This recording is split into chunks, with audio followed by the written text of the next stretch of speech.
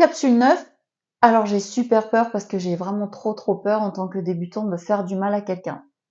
Vous pouvez faire mal à quelqu'un, vous pouvez faire vraiment quelque chose peut-être qui peut porter préjudice, quoique, n'oubliez quand même pas, dans le pré-talk, autre capsule, il faut bien expliquer aux gens qu'on n'a pas de pouvoir sur eux, qu'on ne va pas les transformer, que nous n'avons pas de baguette magique, que par conséquent nous allons travailler en alliance thérapeutique, c'est tout.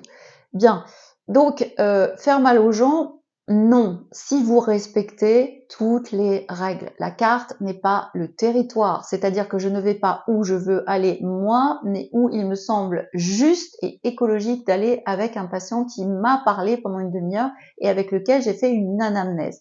Maintenant, encore une fois, autre capsule sur la réaction. Si vous respectez bien la façon dont votre patient réagit, ses pleurs, ses émotions, si vous respectez le fait que on a besoin d'emmener un patient en bas dans son émotionnel, dans ce qui est dense. Si vous respectez toute l'écologie du système de l'hypnothérapie, du début jusqu'à la fin, vous ne ferez mal à personne.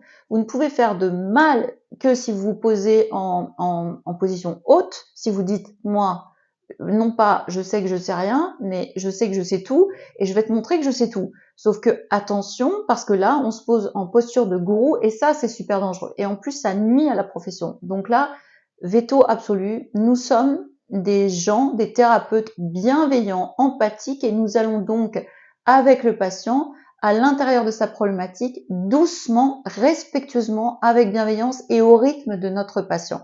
Donc, il n'est pas question d'y aller bille en tête, il est juste question de respecter le principe écologique et de respecter tout ce que nous savons déjà faire et la déontologie, ce qu'on a appris dans la théorie, ce qu'on sait faire désormais dans la pratique, la façon d'être focus sur le patient, de savoir le guider, de savoir réagir, de savoir que rien n'est dangereux à partir du moment, encore une fois, où je respecte mon patient complètement et je veux pas lui faire des choses incroyables ou le mener là où il n'est pas capable d'aller pour une première séance et même pour une seconde.